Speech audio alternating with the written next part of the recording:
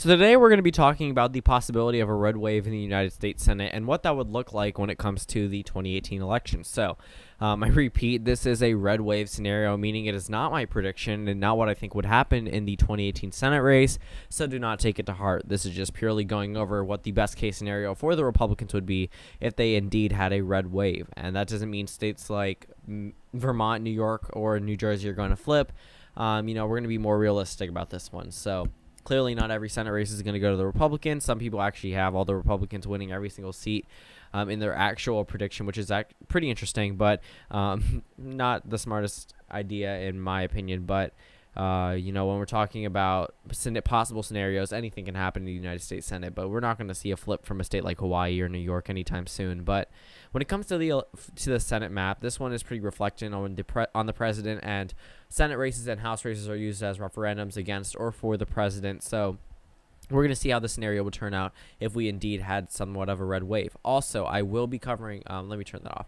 Also, I will be covering the primaries in a number of states tomorrow on June 5th, and I'll be live streaming them, and I'll probably have some predictions where I'll do news network calls. So instead of waiting for CNN or New York Times to call the race, or after they've called the race, I'll show up my own projection from the quote-unquote LTE news network, and it'll be like, oh, I'm calling this race for X candidate, or this primary in this case, because we're not in the general election, and you'll just pretty much get a glimpse of what you might see when it comes to the 2018 midterm coverage. So enough about that. We're just going to get right into this video. So there are a number of states that are never going to flip, as the ones I talked about before. States like New York, New Hampshire, Delaware, Maryland, Massachusetts, Rhode Island, Connecticut, and Vermont, which are pretty much in the Democratic column. As for the states that are probably not going to flip for the Republicans anytime soon, have been filled in now. So Wyoming, Nebraska, Utah, Mississippi special election. That puts the Republicans already at 47 seats, to the Democrats 34.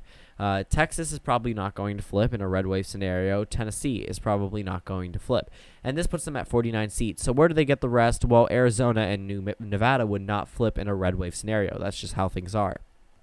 New Mexico would likely stay with the Democrats, considering they did serve. This is the same guy who won in 2012, and he'd probably hold on to this one, even just as in 2014 there was a Senate race in New Mexico, stayed for the Democrats. They were able to hold on to it even in a red wave year.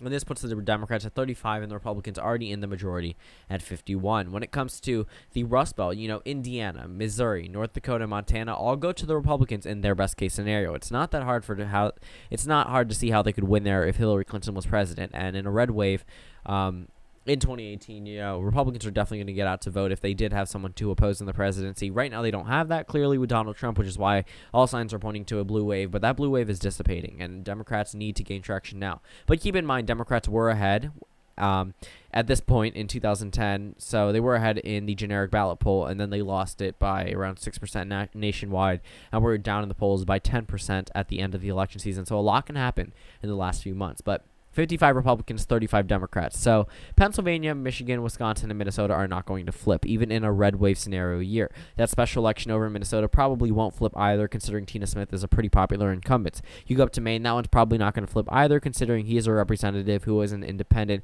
who caucuses with the Democrats, who gains 2 voting bases. So that puts them at 41 to the Republicans' 55. And Virginia is probably not going to flip. We know Senator Tim Kaine is extremely popular there, former vice presidential candidate for Hillary Clinton. Can't expect much for the GOP there, but West Virginia, we can see going for the Republicans. Ohio as well. And this leaves the final state of Florida, which would also go to the Republicans in their best red wave scenario. So pretty much they hold on to all of their seats. They just pick up Montana, North Dakota, Ohio, Indiana, Missouri, West Virginia, Florida.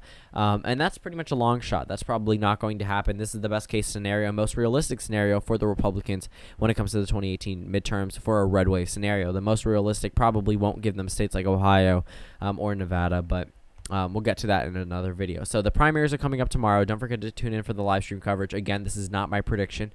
This is just a red wave scenario, and I will be live streaming the events of the primaries tomorrow. So make sure you can watch that. And yeah, if you guys want any video suggestions, comment them down below, and I'll see you all tomorrow.